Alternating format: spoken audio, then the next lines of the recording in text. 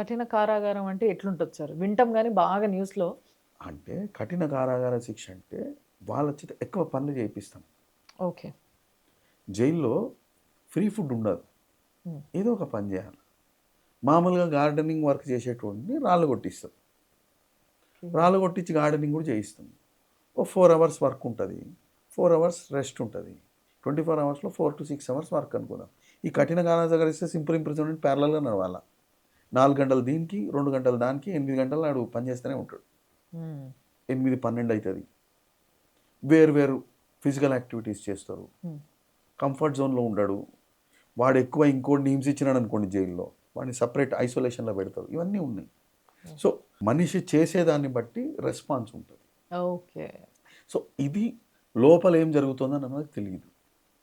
వాడు ఎట్లా శిక్ష అనుభవిస్తున్నాడు అనేది క్లారిటీ లేదు. హ్మ్. హ్మ్. అలాంటివి మనము ఇప్పుడు కఠిన కారాగారం మీరు అడిగింది చూడండి డెఫినిషన్. అట్లా డెఫినిషన్‌లు మనం రిగరస్ ఇంప్రిజన్మెంట్ డెఫినిషన్ కూడా హ్మ్.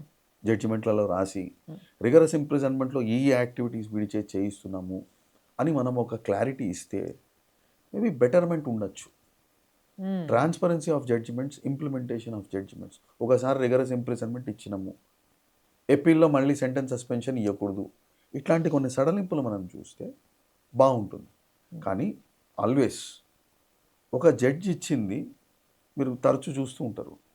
ట్రయల్ కోర్ట్ కన్విక్ట్ చేసింది. హైకోర్ట్ ఇమ్మీడియేట్‌గా స్టే ఇస్తది. సుప్రీంకోర్టు దానికి స్టే ఇస్తది. ఎందుకు జరిగినాయంటే ఒపీనియన్‌లో, ఎవిడెన్స్ అప్రిసియేషన్‌లో లోపాలు జరిగినప్పుడు హ్మ్. ఇలాంటి సందర్భాలొస్తాయి.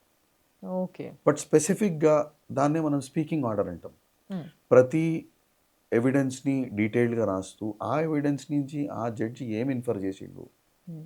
ఏం కనుక్కున్నాడు, ఆ కనుక్కునేది శిక్ష మీద ఎలా అమలు చేసిండు, ఇంత డీటెయిల్డ్‌గా మీకు జడ్జిమెంట్ రాస్తే సెట్ అసైడ్ అవ్వడాలు, ఎపీల్ ఫర్దర్ పోవడాలనేవి జరగవు. ఓకే.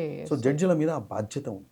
సో, అది ఎంత డీటెయిల్‌గా రాస్తారు, ఎట్లా రాస్తారనేది ఇట్ షుడ్ చాలా బి ఆన్ ఇంపార్టెంట్ దెమ్. అవుతుంది. అది నిజంగా చాలా వాళ్ళ పైన ఇంపార్టెంట్. ఆధారపడి ఉంటది గాబట్టి, వాళ్ళు జాగ్రత్తగా రాయాల్సుంటది. రాయాలి. రైట్.